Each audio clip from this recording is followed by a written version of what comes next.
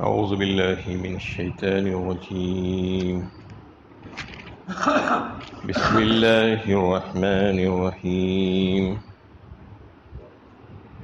أن دعوا للرحمن ولدا، اس بات پر کہ رحمان کے لیے بیٹا ہونے کا دعویٰ کر رہے ہیں. وما ينبغي للرحمن أن يتخذ ولدا، رحمان کی یہ شان نہیں کہ کسی کو بیٹا بنائے. یہ سورہ مریم کی 91 اور 92 نمبر کی آیت ہے. اس سے گزشتہ آیتوں میں بھی یہی مضمون چلا آ رہا تھا کہ یہ احمق لوگ اللہ رحمان کے لیے بیٹا تجویز کرتے ہیں، اس کی نسبت بیٹے کے ساتھ کرتے ہیں اور یہ سمجھتے ہیں کہ یہ کوئی معمولی بات ہے. فرمایا گیا کہ یہ بہت بڑی بات تم نے کر دی، انتہائی خطرناک بات. لقد جئتم شیئا ادا تکاد السماوات یتفطرن منہ وتنشق الارض وتخر الجبال حدا. یہ ایسی بات ہے، ایسی سنگین بات ہے کہ اس پر اللہ کا غضب ٹوٹ پڑے تو کوئی عجب بات نہیں. یہ اللہ کی طرف عیب کو منسوب کرنے کے علاوہ اس کی توہین بھی ہے. اس کی وجہ سے کہیں آسمان نہ پھٹ پڑے، کہیں زمین نہ شق ہو جائے اور پہاڑ ریزہ ریزہ ہو کر گر پڑے. یہ ایسی بات ہے، ایسی بات کہنے سے بچنا چاہیے. وما ينبغي للرحمن ان يتخذ ولدا، رحمان کی یہ شان ہے ہی نہیں کہ وہ کسی کو بیٹا بنائے. یہ اس وجہ سے کہ ان كل من في السماوات والارض الا آتي الرحمن عبدا، آسمانوں اور زمین میں جو بھی ہے سب اس کے حضور بندے کی حیثیت سے حاضر ہونے والے ہیں.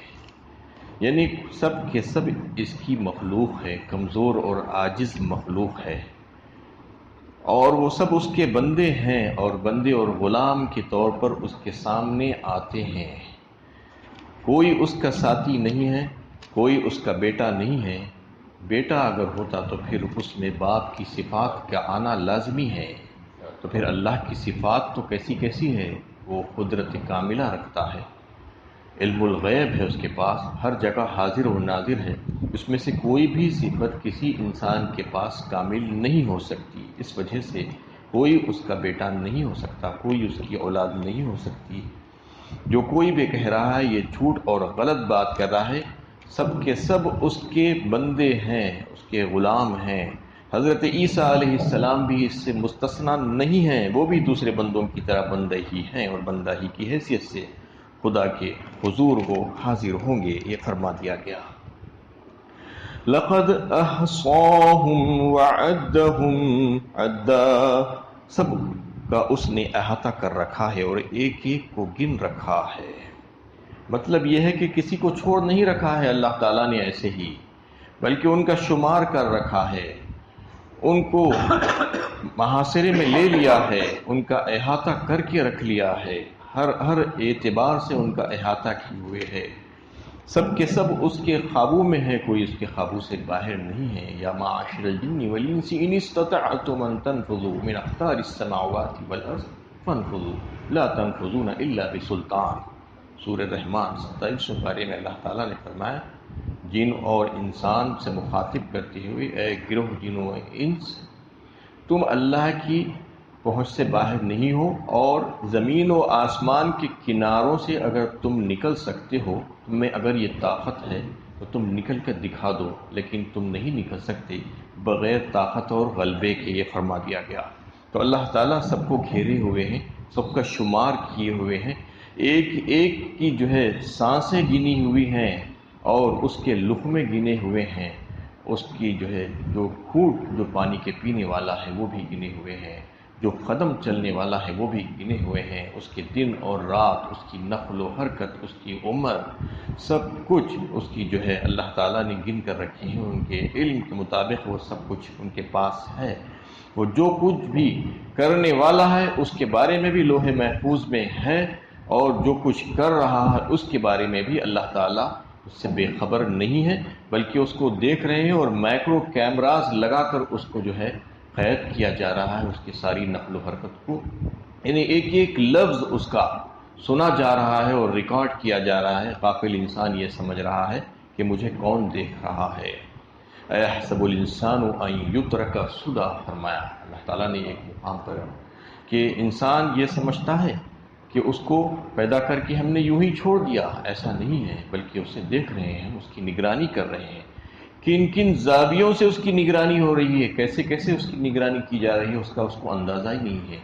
وہ بے خبر ہے اکثر اس سے کہ اس کو دیکھا بھی جا رہا ہے، اور اس کی ساری نقل و حرکت، اس کی بات چیت، اس کے عمل کو جو ہے نوٹ کیا جا رہا ہے. اس کا اندازہ اس کو نہیں ہے. سب سے پہلے تو اللہ تعالیٰ نے اس کے ساتھ 2 فرشتوں کو بٹھا کر رکھ دیا ہے، کرامن کاتبین یعلمون ما تفعلون، جو اس کے ہر عمل سے واقف ہیں، جو کچھ بھی وہ کرتا ہے وہ جانتے ہیں.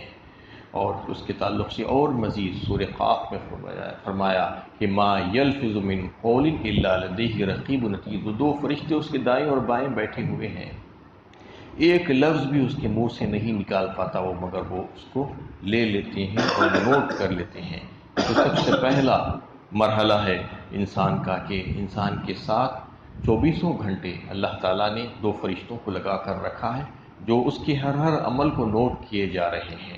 اس کے بعد انسان یہ سمجھتا ہے کہ میں جو چاہے کر لوں، کون مجھے دیکھ رہا ہے، میں لوگوں کے اوپر ظلم زیادتی کروں، ناانصافی کروں اور ان کے حق مار لوں، کوئی مجھے نہیں دیکھ رہا ہے. پھر جھوٹ کہہ دوں، جھوٹ کی تہ لگا کر اس پہ جو ہے لوگوں کے سامنے پیش کر دوں، کون مجھے دیکھے گا. اللہ تعالیٰ اس کو دیکھ رہے ہیں، اور اس کے سارے جسم کے اعضاء جو ہے اللہ تعالیٰ کی خفیہ پولیس ہے. اللہ تعالیٰ نے ایسے بنا کر رکھ دیا ہے کہ آج اس کو پتہ نہیں چل رہا ہے کہ اس کے جسم کی جو اعضاء ہیں وہ اسی کے خلاف گواہی دیں گے، کیونکہ وہ جھوٹ بولنے کی جو عادت اس کی دنیا میں تھی، وہاں پر جانے کے بعد بھی جب وہ جھوٹ بولنا شروع کرے گا رب کریم کے سامنے، تو اس کے منہوں کو بند کر دیا جائے گا، اس پر مہر لگا دی جائے گی.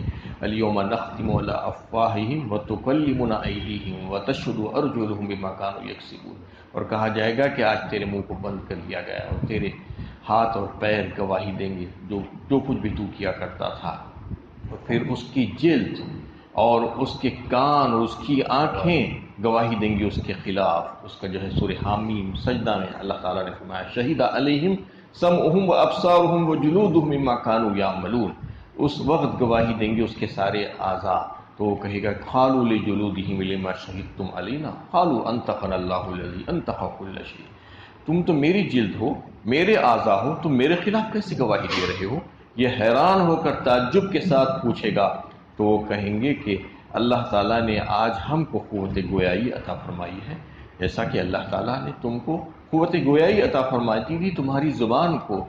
اس وقت تم اپنی زبان سے بولتے تھے، وہ بھی گوشت ہی کا لوتھڑا تھا، اور آج تمہاری جلد بول رہی ہے، تمہارے کان بول رہے ہیں. اس وقت جو کان سنتے تھے، آج بولنے کی طاقت اللہ تعالیٰ نے ان پہ عطا فرمائی. آنکھیں جو اس وقت دیکھتی تھی آج بولے گی، گواہی دے گی. یہ سب ہوگا اس دن، اس کو پتہ نہیں ہے. اور زمین کا ایک ایک حصہ یومئذ تحدث اخبارہا بان ربک اوحی لہا، اس وقت گواہی دے گا اس کے خلاف. جو بھی کام انسان نے زمین پہ کیے ہیں وہ سب کے سب محفوظ کیے جا رہے ہیں، زمین میں بھی محفوظ کیے جا رہے ہیں. اس وقت وہ بھی گواہی دیں گے. کتنی چیزیں اس کے خلاف گواہ بن جائیں گی اس کو اندازہ نہیں ہے. وہ یہ سمجھ رہا ہے کہ آج کوئی اس کو نہیں دیکھ رہا ہے، کون دیکھ رہا ہے مجھے، کون ریکارڈ کر رہا ہے، یہ سوچ رہا ہے. سب کچھ اس کو جو ہے دیکھا جا رہا ہے، ریکارڈ کیا جا رہا ہے. اس کے اعمال نامے میں جو ہے یہ سب درج ہے، اور اس کے گلے کا ہار بنا دیا گیا ہے. اس کا جو ہے اس وقت اس کو پتہ چلے گا جب اعمال نامہ اس کے سامنے رکھا جائے گا. وَوُزِّلَ الْكِتَابُ فَتَرَى الْمُجْرِمِينَ مُشْفِقِينَ مِمَّا فِيهِ يَقُولُونَ يَا وَيْلَتَنَا مَا لِهَٰذَا الْكِتَابِ لَا يُغَادِرُ صَغِيرَةً وَلَا كَبِيرَةً إِلَّا أَحْصَاهَا. جب وہ پائے گا اعمال نامے میں ہر وہ قسم کا عمل جو اس نے کیے تھے، چھوٹے سے چھوٹا، بڑے سے بڑا، تو افسوس کرے گا کہ ہائے میری کمبختی، یہ کیسا اعمال نامہ ہے، یہ کیسی کتاب ہے جس میں میرا ایک ایک عمل درج کیا ہوا ہے، اس کا احاطہ کیے رکھا ہے. میں نہیں سمجھتا تھا کہ یہ ساری چیزیں میری درج ہو رہی ہیں. تو اس وقت اس کو اندازہ ہوگا، لیکن اس وقت کا اندازہ کرنا اس کو کوئی فائدہ نہیں پہنچائے گا. اللہ تعالیٰ فرما رہے ہیں اس آیت میں کہ لقد احصاہم وعدہم عدا. آج انسان بے خبر ہے اور سمجھ رہا ہے کہ میں جو چاہے کر لوں، میں جو چاہے کہہ لوں، میں جس کو چاہے نقصان پہنچا دوں، جس کو چاہے تکلیف پہنچا دوں، جس کا چاہے حق مار دوں. اور مجھے کوئی نہیں دیکھ رہا ہے، میں جھوٹ کہہ دوں گا لوگ سمجھ جائیں گے، لوگوں کو تو سمجھا سکتا ہے لیکن اللہ تعالیٰ کے سامنے کیسے جھوٹ بول سکتا ہے؟ آخرت میں تو فیصلہ ہونا ہی ہے، اور ظلم و زیادتی جو اس نے کی ہے اس کے بارے میں تو پوچھا جائے گا اس سے، اور اس کا اللہ تعالیٰ نے احاطہ کر رکھا ہے، اور اس کی ایک ایک سانس کو گن کر رکھا ہے کہ وہ بس آہستہ آہستہ اپنی موت کے قریب جا رہا ہے، لیکن اس کو اندازہ نہیں ہے۔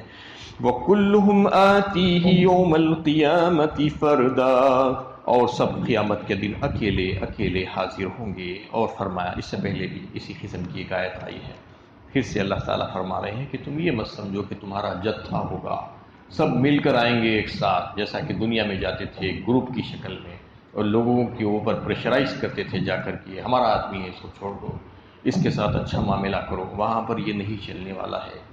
وَاتَّقُوا يَوْمًا لَا تَجْزِي نَفْسٌ عَن نَفْسٍ شَيْئًا وَلَا يُقْبَلُ مِنْهَا عَدْلٌ وَلَا تَنفَعُهَا شَفَاعَةٌ وَلَا هُمْ يُنصَرُونَ۔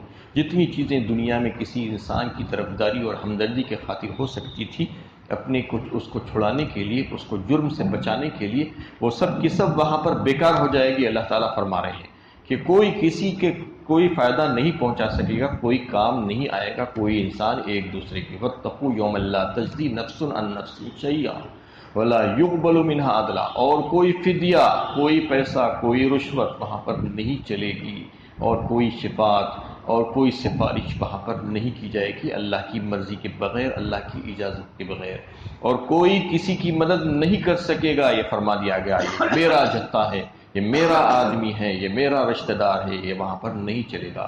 یہ تمام کی تمام چیزوں کی نفی کر دی گئی اور بتا دیا گیا کہ یہ چلنے والا نہیں۔ یوم لا ينفع مال ولا بنون الا من اتى اللہ بقلب سلیم، سورہ شعراء 19 پارے میں فرمایا اللہ تعالیٰ نے، اس دن تمہارے مال اور تمہارے بیٹے کام نہیں آئیں گے، تمہیں اللہ کے عذاب سے وہ چھٹکارا نہیں دلا سکیں گے۔ اس دن جو قلب سلیم لائے گا اسی کو فائدہ ہوگا، پاک دل جو لے کر آئے گا، جس دل میں کسی قسم کی کوئی گندگی نہیں ہوگی، وہی کام آئے گا اس کو، اس کے علاوہ جو ہے یہ سب کے سب بیکار ہو جائیں گے۔ یہ زندگی کی رونقیں ہیں، زینتیں ہیں، المال والبنون زینت الحیات الدنیا والباقیات الصالحات خیر عند ربک ثوابا وخیر عملا، فرمایا یہ مال اور اولاد اور جائیدادیں اور دیگر دنیا کی چیزیں دنیا کی زیب و زینت ہے، اس کی آرائشیں ہیں، اس کی زیبائشیں ہیں، یہ یہیں کی حد تک ہے، وہاں پر یہ کام آنے والی نہیں ہے۔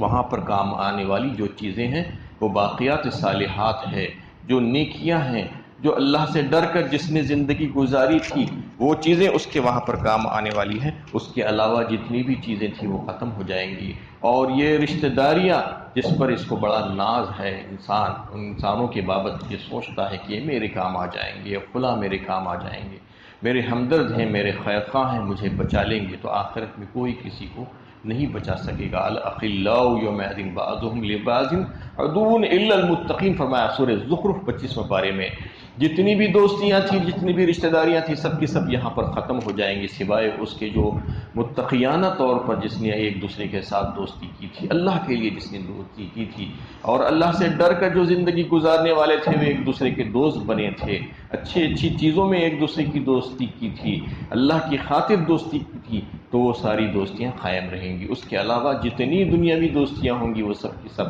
ختم ہو جائیں گی۔ فَإِذَا جَاءَتِ الصَّاخَّةُ يَوْمَ يَفِرُّ الْمَرْءُ مِنْ أَخِيهِ وَأُمِّهِ وَأَبِيهِ وَصَاحِبَتِهِ وَبَنِيهِ لِكُلِّ امْرِئٍ مِّنْهُمْ يَوْمَئِذٍ شَأْنٌ يُغْنِيهِ، سورہ عبس 30 پارے میں فرما رہے ہیں اللہ تعالیٰ، جب قیامت قائم ہوگی تو اس وقت کوئی رشتہ دار کسی رشتہ دار کو نہیں پوچھے گا، سب ایک دوسرے سے بھاگیں گے اور فرار ہوں گے، حتیٰ کہ قریب ترین رشتہ دار جس کے لیے انسان آج کیا کیا نہیں کر لیتا ہے، اس کے لیے جھوٹ بولتا ہے، حلال و حرام کی تمیز کیے بغیر کماتا ہے، لوگوں سے جھگڑا کر لیتا ہے، یہ سب کے سب جو اس کے بیوی بچے، اس کی اولاد، اس کے قرابتدار، اس کے رشتہ دار، اس کے ماں باپ، وہ سب کے سب اس سے بھاگے گے، بیوی شوہر سے بھاگے گی، شوہر بیوی سے بھاگے گا، باپ بیٹے سے بھاگے گا، بیٹا باپ سے بھاگے گا، بھائی بھائی سے دور بھاگے گا، یہ سب اس وقت کیفیت پیش آئے گی۔ عالم انما الحیات دنیا لعب ولہ، کہا یہ دنیا کی زندگی کھیل اور تماشا ہے، انما اموالکم و اولادکم فتنہ، فرمایا ایک مقام پر کہ اس کے سوا کچھ نہیں، کہ تمہارا مال اور تمہاری اولاد فتنہ ہے تمہارے لیے۔ فتنے کا مطلب یہ ہے کہ آزمائش ہے تمہارے لیے، آزمائش میں اگر تم فیل ہو گئے اور اسی کی محبت میں تم جو ہے زندگی گزار لی اور اللہ تعالیٰ کے احکامات کے خلاف کام کر لیے، تو سمجھ لو کہ وہ تمہارے لیے باعث عذاب ہے، عذاب کا سبب ہو جائے گا۔